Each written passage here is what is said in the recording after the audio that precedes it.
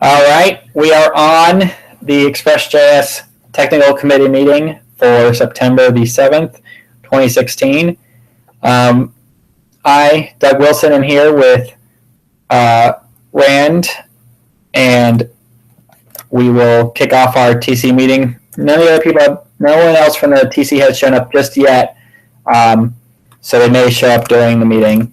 We have we have a few different things on our agenda for tonight, which is talk about some proposed Readme guidelines,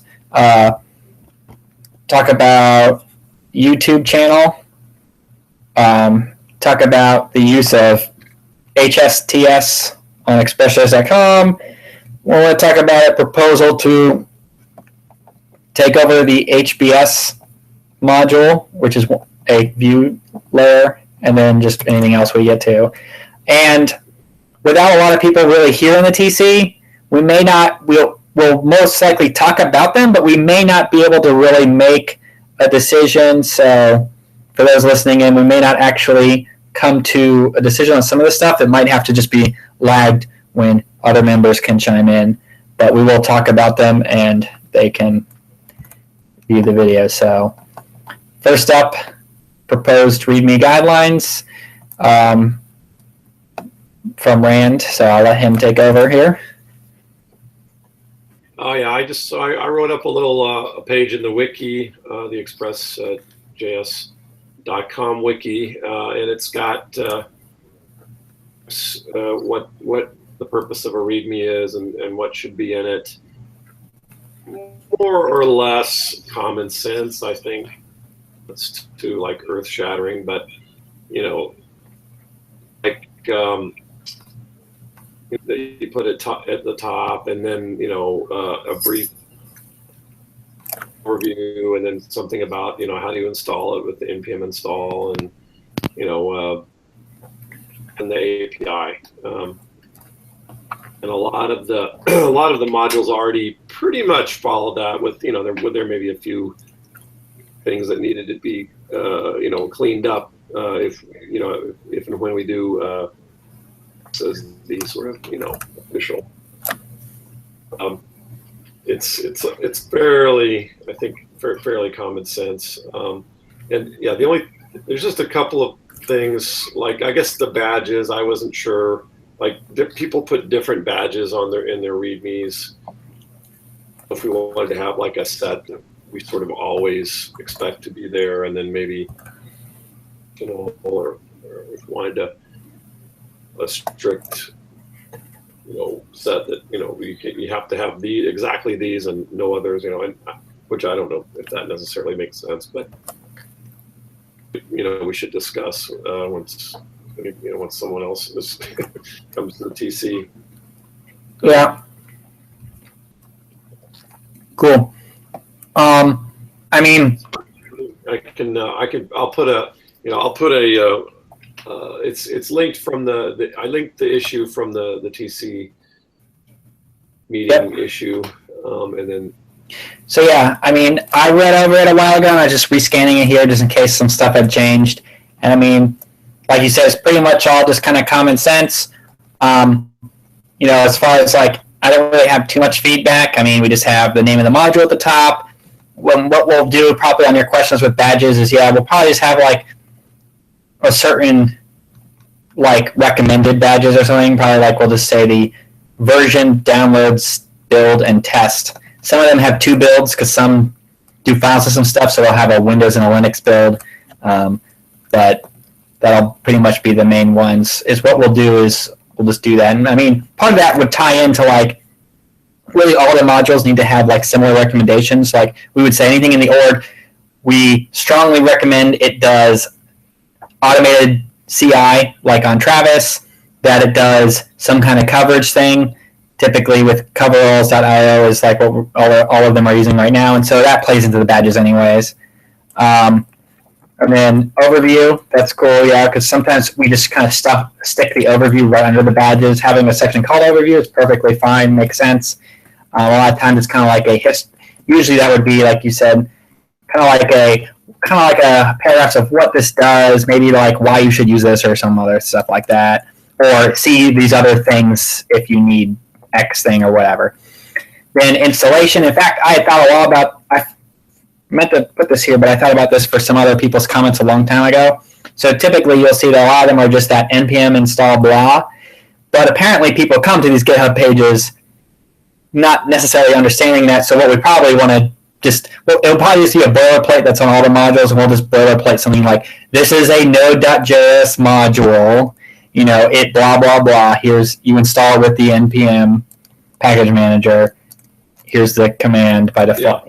Yeah. Some stuff, probably a little extra, because I do remember once I saw that there were some comments from some people that said, sure, npm install blah, that's fine, but apparently there's people finding these GitHub pages just through Google directly, and it's not really 100% clear. That's like, then when I thought of that, I said, yeah, that does make sense. It does take it for granted that you know already that is in, and since they show up on GitHub, if they were only on npm.js, or I would say, no, that's stupid. That's too far. I'm not going to do that. But since they are on GitHub, I guess.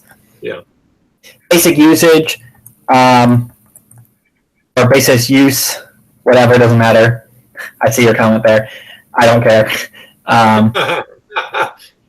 Yeah, that's just my little, like I said, that's just my little thing.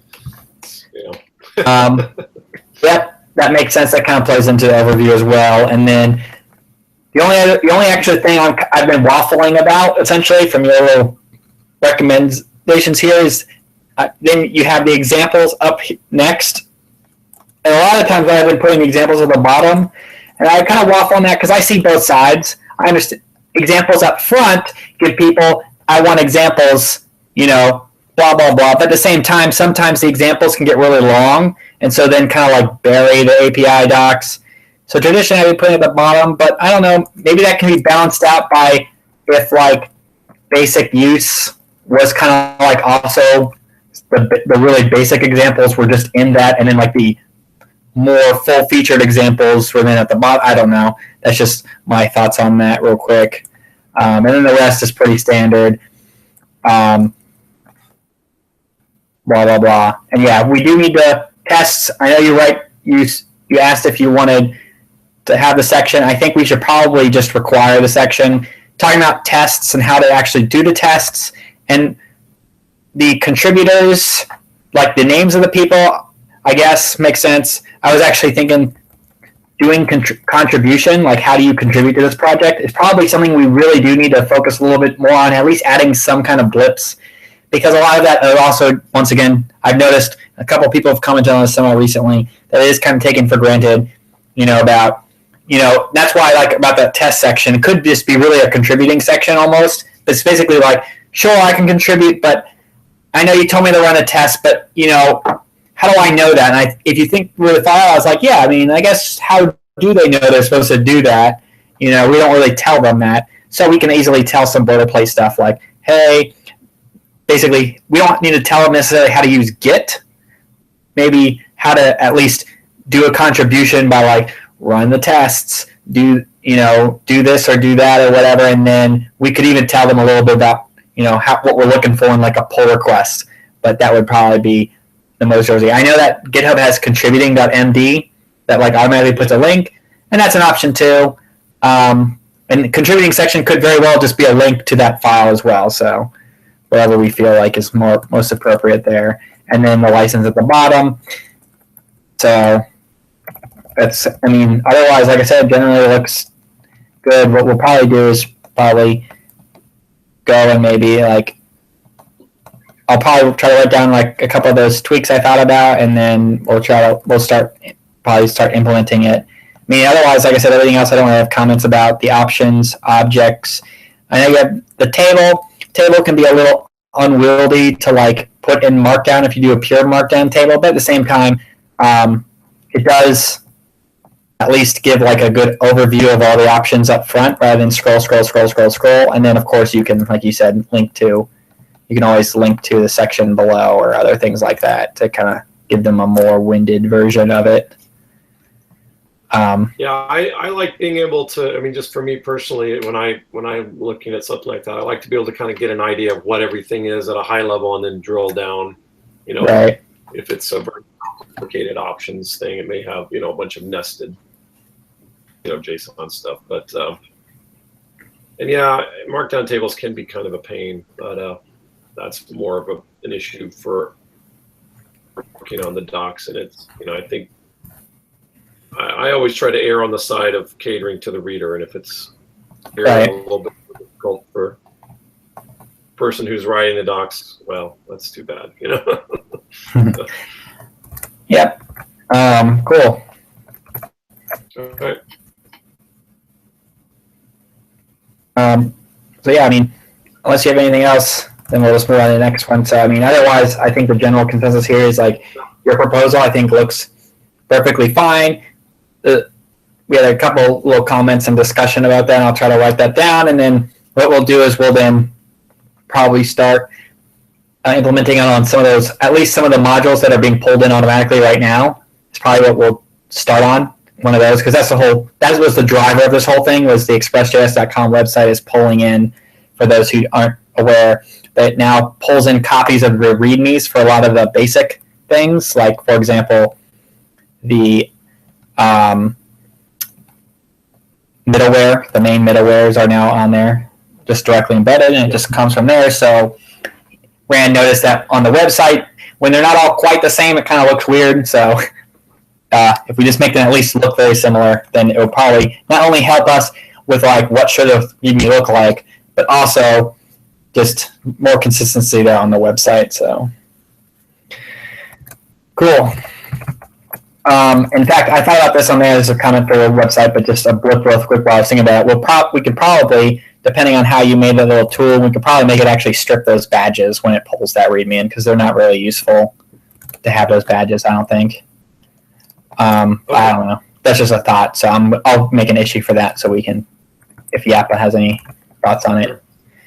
Okay. That hadn't occurred to me, but yeah, that's fine. I'm either way.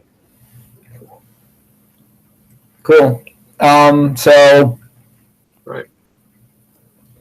Next was about a YouTube channel. So as a quick overview, all these Google Hangouts for now, and I was going to try to figure it out, but apparently Google Hangouts on air is going away this month, and so I got to move to YouTube Live anyways, so maybe that will be easier to figure out. But for now, after each of our sessions, it automatically uploads a copy of this session to my personal YouTube channel, which is kind of weird. So what I did was, at least just to put them somewhere, I made a Express.js YouTube channel on YouTube, and then I re-uploaded all the videos to there. And I also made like a little thumbnail real quick. They're all the same thumbnail, but at least it's something better than the picture of the Hangouts on air screen as a thumbnail. So I just put them all there, just so at some point it'll give us this is actually probably a good place to, if we need to put a central link to it. So like potentially on like the community section of the website, we could say like, here's the YouTube channel, kind of like here's an overview of like, we have these Express TC meetings every other week, and here's a link to the YouTube channel of all the previous recordings. Or really, at some point, we do need to probably like put some kind of README in our discussions repo, and that would probably also have that link in there or something. And then at some point, we probably need to sit down and like make some bullet points of what our agenda was. The recent ones have been really easy because the agenda is actually just written out in our issues, but then just list the agenda on these YouTube videos so they have a little more information for people. I could even use it in like a thumbnail even, so that's kind of like what that was about. And so just everybody's thoughts on it. All right, I'm going to go ahead and add an issue on the website. I think we should link to that YouTube channel on the website. So I'm just going to. I mean, it's easy enough to do, but I don't want to forget it. Cool.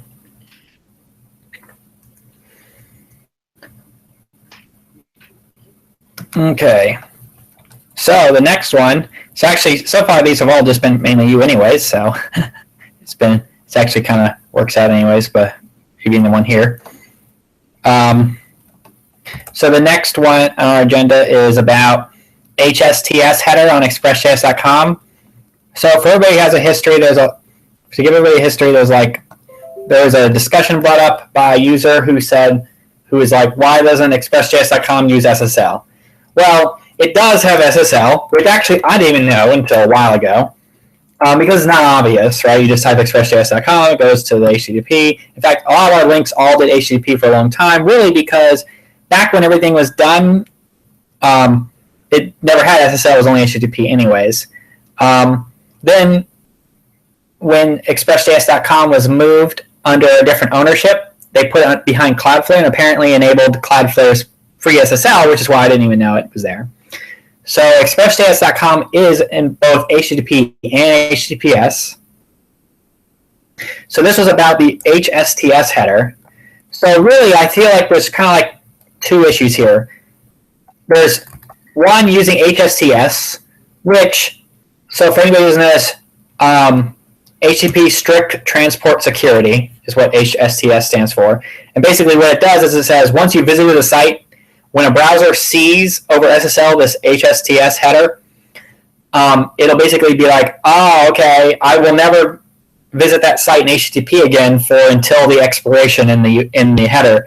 And anytime I'm about to make an HTTP request, I will silently make it an HTTPS one instead. So basically, it just makes it so even if you type in http://expressjs.com, the browser will make the first bytes out will be over HTTPS. So that's all that does.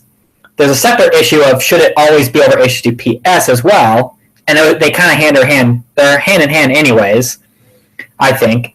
And so that is, we'd set up like anything that made an HTTP request to the website, we'd essentially we'd have Cloudflare respond with a redirect that would redirect the same URL, but HTTPS instead, to kick everybody to HTTPS. So that's kind of like an overview, just a user asking, why don't we do that, blah, blah, blah.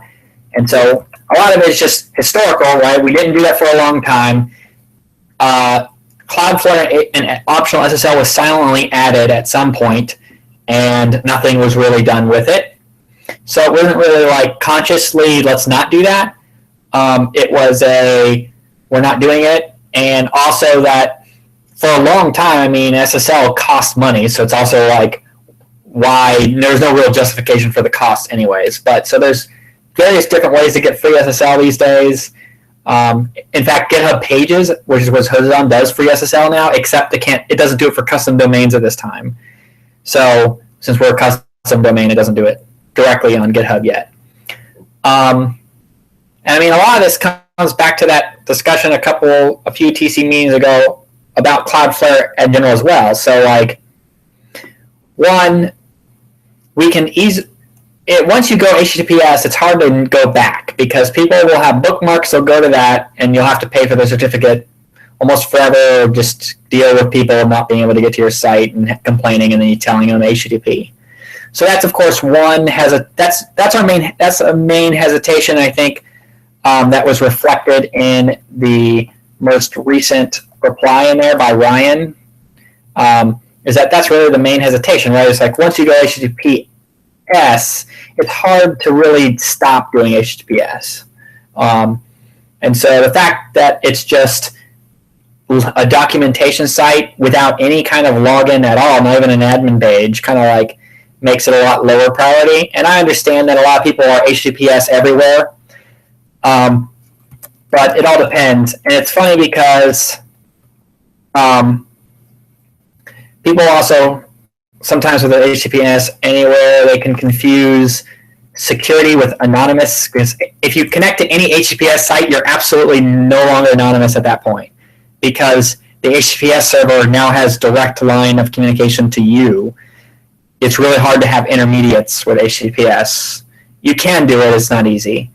So usually that kind of like is non-anonymizing, but it's encrypted so people can't eavesdrop on your traffic, though they can typically still tell that you're at least talking to Cloudflare, if not even Express.js.com, based on Hello Packet. I don't know for SNLI if that's in the Hello Packet or not.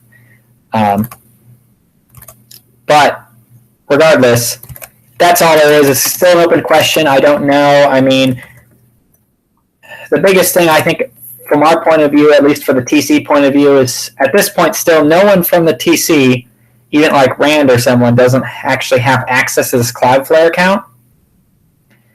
So that kind of makes it a little more annoying, since now it's become turning on HTTPS makes it less and less just a plain GitHub Pages account, and more, hey, we probably really need to at least be able to see inside of this Cloudflare account. So I mean, to me, that's kind of, we can ask someone else to do it, but then next thing you know, it's going to be broken, and we have to ask someone, and no one can find anybody or whatever. I mean, that happens anyways. Regardless, it makes us less self-reliant almost. And ideally, Express.js being an incubator project should be on the path to become more self-reliant, so it can eventually have a contributor base graduate from incubation and all that at some point. Not saying that that's close or not close, I don't know, just that is the ultimate goal. There were some proposals, and I know we're on history, but I just want to go over everything, is that there were some proposals of, hey, Node.js Foundation has a Cloudflare account. Can we move our Express.js.com into at least that Cloudflare account, so at least like Node.js Foundation has credentials to it? There's some waffling on that about how, it's not a simple move or something. I don't know. You have to do some stuff. But I don't know. I suspect we can probably just do it regardless. Just someone just needs to sit down and just do it. I mean, in the end, and I think I've said, there was some other thing that we did the same kind of waffling about. I forget what it was. But like in the end, and it didn't actually cause any issues in the end to do the change. Oh, it was about moving the Express.js.com repo to a different org in GitHub. It didn't cause any downtime or anything.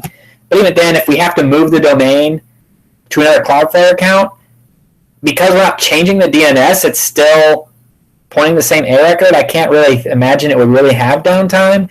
But I mean, even if it did, it's just documentation, and theoretically someone could go and set the time to live super low before they do the move if they really want to, and thus have less downtime. I mean, it's not that big of a deal in my opinion. So I think we just need to probably just write a little more stuff on there and just say, hey, come on, let's go move to the Node.js Foundation one, and then at that point we can probably think about HTTPS. I mean, my general thought about, to say like this wasn't an issue if we managed that account. So what are my thoughts on using HTTPS? I mean, my thoughts are like, I understand the want to make HTTPS everywhere. I don't really see why we should get rid of HTTP necessarily on this kind of a website. There are actually browser extensions like one called HTTPS Anywhere for Firefox that you can add rules for things like Express.js.com that will, anybody who has the extension installed will just automatically get HTTPS, it won't even, it's basically like an opt-in kind of HTTPS only. Otherwise, people have to choose. I mean, my thoughts are just, doesn't seem necessary. The thing is that Cloudflare does have free ones, so the other thing would be the cost of it, since we don't pay to host server anyways, we use GitHub Pages. But it seems that we're probably going to get better in the future, not worse in that regard. So that Cloudflare has a free one. They have that, I forget what it's called, Encrypt Everything or whatever it is, by like, I know Mozilla's involved in that one. But so they have that program, not immediately usable right now, but I feel like eventually GitHub will allow direct SSL with custom domains, and they'll probably use that to do it. Is my thoughts on where that's going. I feel like GitHub will probably at some point do SSL for custom domains, since they already launched it, and they seem to be really launching lots of things currently, so new features. So at least as the SSL regard, that seems better. I mean, literally the only thing we're using Cloudflare for, as far as we got confirmation from, is this optional SSL. So theoretically,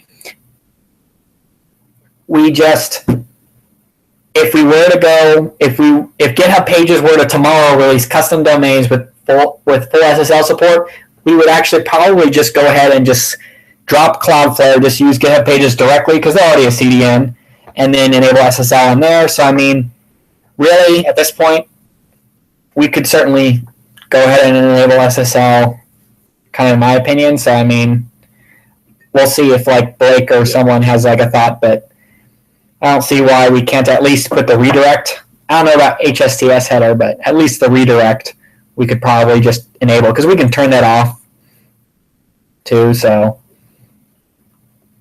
yeah. So you want to go ahead and try and get the Cloudflare account transferred over? Yeah. So what I'll do is I'll write a response there. I'll say, hey, let's try to get SSL enabled at least as a redirect, not necessarily HSTS header yet. But before we do that, just because it might disrupt the SSL stuff, can we get it?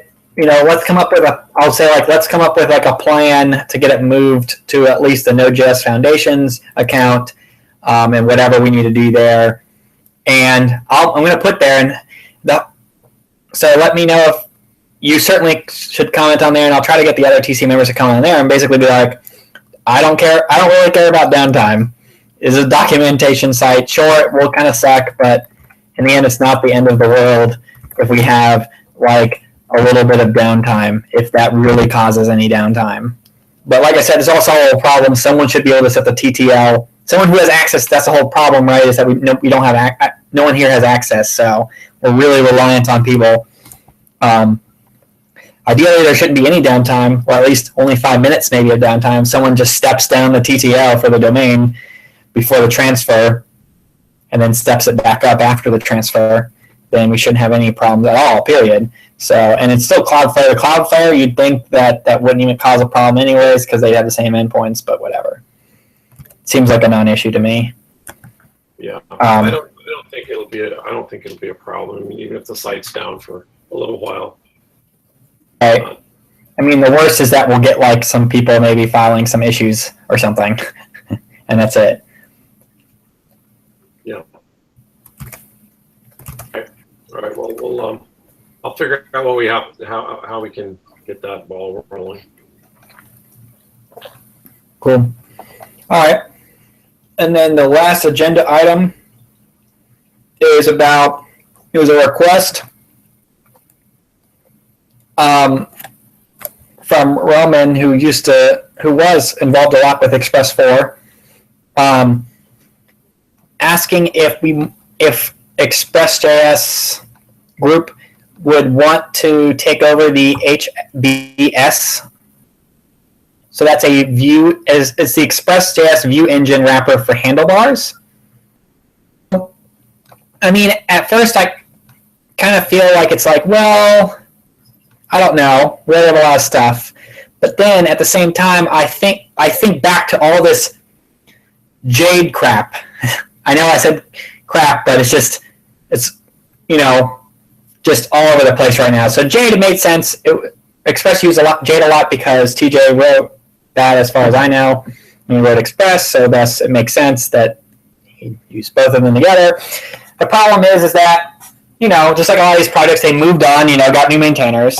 So they have the current maintainers who then, like apparently this one company is potentially overarching, copyright claim on the word Jade in computers. It said, no, you can't use the word Jade in your template language. You have to rename it to something else. And so, arguably scary, of course. And so the guy went to go change it to Pug, called it Pug.js. But they're still, I think they're similar to like Express, really. They're working on it, certainly, but it's just not very quickly. So like, what happened is in the meantime, they kind of like said, they put out a message that said Jade was deprecated. So constantly we get all these requests, all these things about, why are we using Jade? Let's move from Jade to Pug, blah, blah, blah, blah, blah. Even though Jade is not broken, it works just fine. It works just how it worked before. It's not like it doesn't work anymore. And as far as I know, when I asked them, there's no intention to unpublish it from NPM. I'm sure NPM would probably have to think really hard about doing that anyways and how much breakage it would cause. Yeah. So it's not like it's going to go away. I mean, sure, there's the risk of it has some security vulnerability pop up one day and then it doesn't get closed. But I mean, it all depends. I mean, it's a pretty simplistic thing, so we'll have to wait and see, of course, on that. But so what it makes me think about, and it made me think about this with the HBS thing, is that, you know, we have like the Express generator, and right now we default to a view engine. Arguably, we should really just at some point change it to not default to any view engine, you know, and then make them pick if they want to not serve up like flat files. Essentially, if they're going to use a third-party thing, they should opt into it. So that way we don't have this problem of, we default without doing anything, generate Jade, which then says it's deprecated, and confuses people. So yeah, I've been most of the time for my personal use, I usually just do EJS, which is embedded JS, and it feels like EPL, like embedded Perl, and a few other things like that, where it's literally you just intermingle your native language in there. Sure, it's not pure templating or whatever like Handlebars is, but still, like, it gets the job done. And I feel simplistic. But so I mean, what I kind of Handlebars, and like I said, this is definitely one I think we're probably going to be able to make a decision on today with only us two on here. Especially because you're not going to really be involved with like managing it anyways. Personally, if it were up to me, I would say probably sure, bring it in. Mainly because it's pretty straightforward. It's not its own language. It's literally just the view engine wrapper for an existing language that's well managed, I think. So it's not like it's, you know, its own language like Jade was. It's just an engine for one. But it can kind of be like, well, if we have to do something by default, we could then, you know, just like a lot of the modules, and the reason why we have a lot of these modules is we can then essentially stay within org, right? So then there's never going to be this whole thing about like, oh, HBS is deprecated and we have to move, but they haven't really released a version yet to move to, and blah, blah, blah, because, you know, kind of like the in-house thing. Some other major projects do the in-house kind of thing. Like I know Happy also does very much in-house. I mean, they do it for the same kind of reasons. If you rely on a lot of out-of-house stuff for your critical pieces, you just always end up with a lot of pain just because stuff moves at different paces, stuff goes away that you can't control any of that. So you end up using like fringe modules. They still use some modules that's not under their control, just like we still use some modules not under our control at like down on like the edges of our tree, of our dependency tree. But a lot of the core stuff is all here. In fact, I like to say, because some people say, well, there's one person, I'm sure probably other members of TC would back me up, but I mean, this one person was like, oh, you release this on the same schedule of Express? That's ridiculous. You know what I mean? Like, this module should be able to make breaking changes whatever it wants. It's like, yes, in principle it should, but one of the whole reasons why it's under our umbrella is so we can not stretch ourselves like crazy and like try to keep them in line is how I feel about it. And how I also feel about all these modules is that sure, they're usable by themselves, but they're usable by themselves as a service to the community, not under the principle that they're all by themselves, essentially. So it's like, sure, Express is built of these pieces, and you're absolutely welcome to use these pieces to do other things without having to pull in all of Express. But that's really like that's really like a lot of their main purpose is to be able to do stuff like that. Not necessarily that they're all individual things, you know, like, and they're all just, that's exactly why we usually don't have all of them have independent maintainers who don't talk to each other. Because I know it's kind of like how I can't tell from the outside, but it seems like Happy is kind of doing a little bit of that, which seems like probably the wrong direction. So they're all usually done by one person, and now it's kind of like breaking out all these independent maintainers, which feels like it's probably. I don't know how it's going to play out, but to me it feels like it will probably at some point start getting a little disorganized, where it's like, well, one person's making breaking stuff, and then the other people are like, oh, I have to break my stuff now to release blah, blah, blah, and I don't know, whatever. And it's not that we can't make breaking stuff, it's just I like to at least try to like plan them together or whatever. So, I mean, all that's a lot of long-winded version of saying like HBS view engine I'm neutrally positive, so I'm not like overwhelmingly like, yes, we've always wanted that, but I'm certainly not going to say no. And really, at the same time, right, we Express does have the view engine in there, so having at least some kind of Express kind of like view system as well, kind of like seems to make a little bit of sense. I mean, we do that with other things too, like those middlewares, right? There's no reason someone has to use our Express.js or middleware. They can use anyone. For like example, like CSRF protection, they can use Helmet, which is a popular one, and that bundles a few different things more than just CSRF. Or they could use our just CSRF one. So I mean, I feel like it's kind of similar. It's like, yep, here's a handles bar view engine. Use it if you want. Otherwise, you can certainly branch out. But at least, kind of like feels like that kind of gives people like a starting point, almost like I don't know what to do yet. And I feel like that's what Jade did. Handles bars is probably a little more familiar to people than Jade, but I don't know what the default change should be for Express generator is probably a different discussion, and there isn't really anybody here to have it with right now. So yeah. But yeah, so those are my thoughts on here. I'll try to write them down as well in that ticket. See if Blake or other people have anything to say. We did just recently take in multi-party, which is a multi-part parsing thing. And it was for a long time a fork of Formidable, and I had GitHub unfork it, so it's its own standalone repo. So I mean, we took in that one. I mean, in general, they usually don't really add too much burden when it's a mature thing that's been around for a long, long time like this. It's kind of like almost like we're like a rescue shelter sometimes. Like oh no, we have this thing. It's a semi-important to the community. There are a lot of you people who use it. It's really stable, and so because of it's really stable, it doesn't really have too many crazy issues that come up all the time. But for whatever reason, the author is kind of walking away. Either they're disinterested in it because it's so stable and doesn't really have stuff, or they were able to do that when they had time between jobs, and maybe now they just got promoted and they have more responsibilities. They can't do that. There's all kinds of reasons. Could be personal reasons and who knows what. So there's no reason any of these, like a module like HPS, can't then be essentially graduated back out of Express.js. So it's almost, I feel like sometimes Express.js can sometimes be almost like the Node.js incubating foundation, but for Express-related things.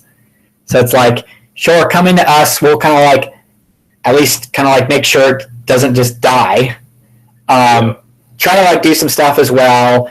But if someone comes around, great, and wants to like take it out all by itself, it could probably just graduate out of there, especially for stuff like HPS and things like that. So, yeah. Like I said, share my thoughts on the writing. But all right, go ahead. I just happened to notice that the issue to move in multi-party is still open. I guess we should close it since it's been moved into the to the org. I will go ahead and do that. All right. Well, I just closed it. So okay, cool. No problem. Anyway, yeah, I think if I think it's appropriate for the org to sort of take in orphan projects, or if we think that they're and like I said, it would right, and like I said, it would it always is a case by case basis, right? So if it's an orphan project that's also in desperate need of repair, then probably not a great candidate, because it would certainly be a large support burden. If it's a project that's very mature and pretty stable and just needs a home for it, like a boarding kind of home, then and there's a way where you can actually fit it into Express. So if it's like not even Express related, that doesn't make any sense. Or that's kind of like a fringe case, then kinda. But this one seems to be okay in that how it's used for. Multi-party was also a good one too, right? Like Express had a way to parse bodies and stuff, just not multi-part bodies. So I mean, bringing that in kind of really does a general thing anyways, not even as an incubating sense.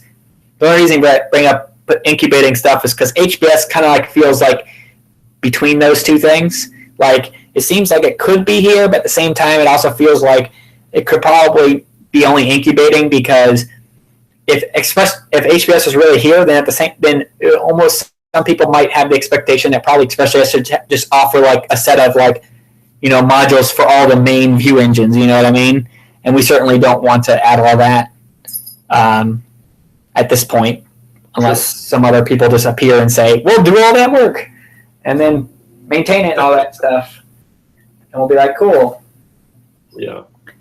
But yeah, I mean, if we ever do something like that, I think that at this point, it's certainly a good candidate to start using like NPM namespaces at some point.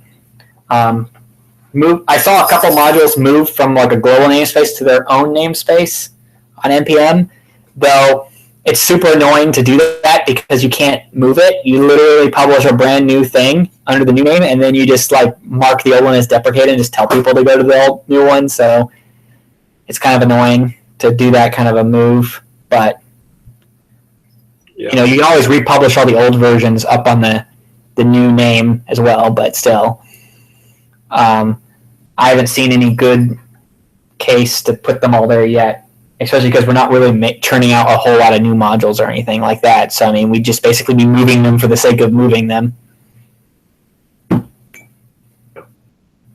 which seems like a lot of unnecessary work and then headaches for everybody downstream. Right. All right. Well, we also have a spot for other stuff. I mean, I don't really have too much other stuff here. Yeah, I don't think I have a whole bunch either. Let's see. Is there anything?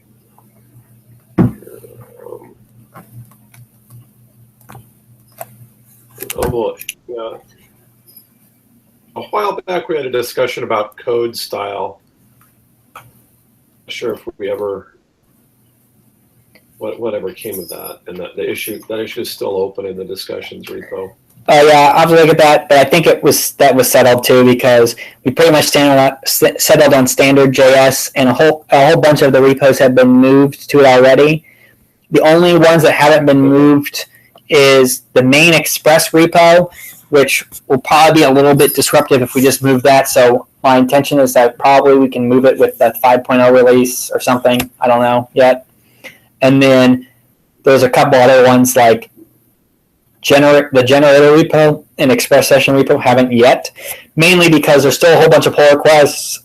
And, as soon as we change the style, it makes all the pull requests say unmergeable, which is annoying to everybody. So one of those, like the generator, looks like we'll pretty much close every pull request with the next release here. So that will probably mean that's when we'll do that one. Express session is up in the air. There has been thoughts on like within that repo of like splitting that into two modules. So probably around then, like releasing like a new main one then is probably when that would happen. So otherwise, I mean, they're all in flight to get moved. So like I said, and we did settle on just using standard.js for that anyway. So probably can close that one.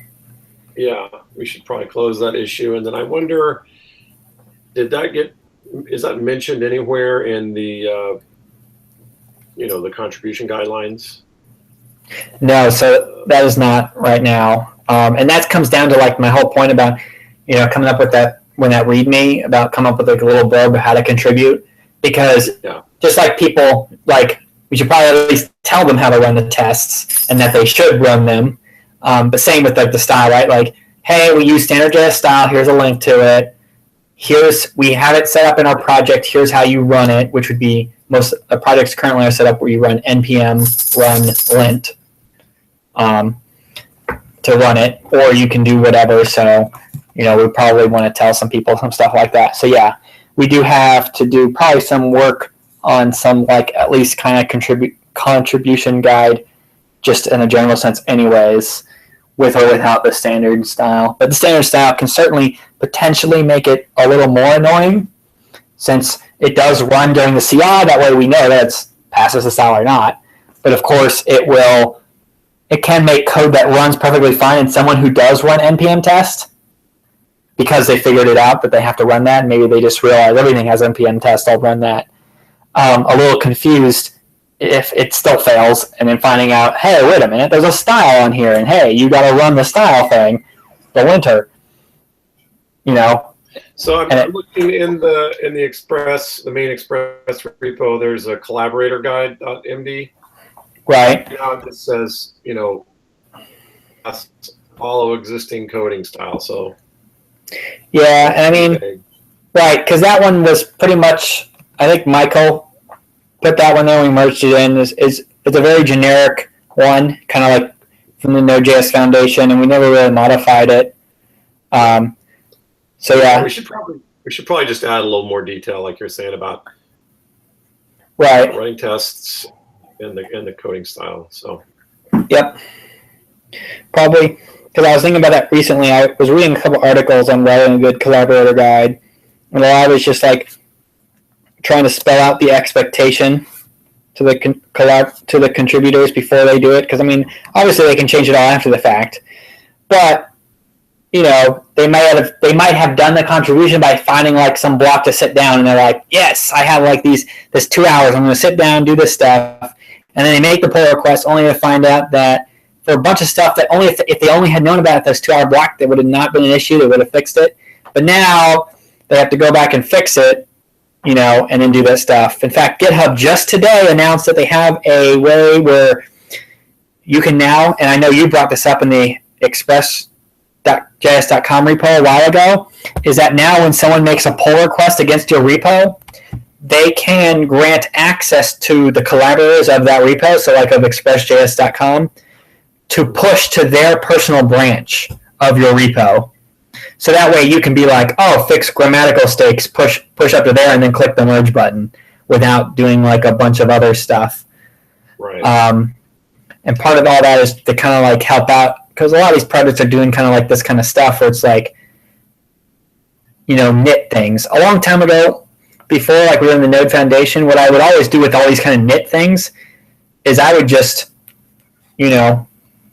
fix them up as I was merging them anyways, and not have. And I still basically kind of do that anyways, because I still feel like just telling everybody to fix all these things is kind of weird and tiresome. But I don't know. The Node main project somehow gets people contribute to that with having their stuff nitpicked. Now, if certain people get mad sometimes and not mad sometimes, I don't know, because I don't follow that repo because it'd be a lot of email. But I do see they do try to make the person get it perfectly before they hit the merge, so without fix-ups after the fact. Yeah.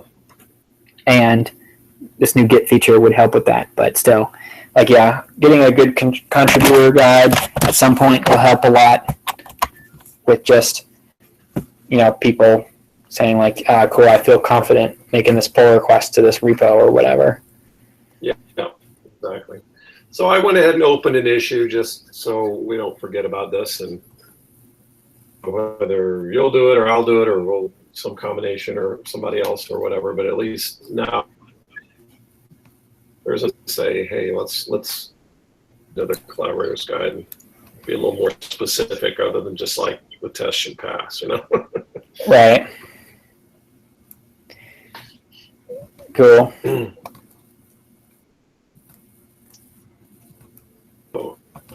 think all right. about it. Cool. I don't have anything else either. We ended up being like pretty much almost an hour long.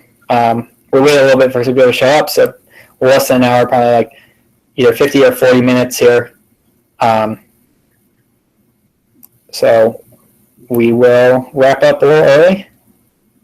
Cool. All right. Okay. Yep. Next meeting is 2 weeks from now, the 21st. The discussions repo will have a link to where to go. It probably isn't. If people are tuning in live, it's probably not going to be on Hangouts on air, because I think I'm pretty sure they said they're going to discontinue it between then. So it'll have to be on. It'll most likely be on YouTube Live, whatever that means. It'll still be some link you go to watch it live. So from the observer's perspective, it will be the same.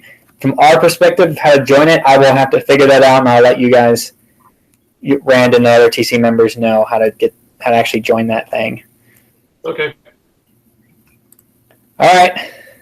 All right. Have a good evening. All right, you too.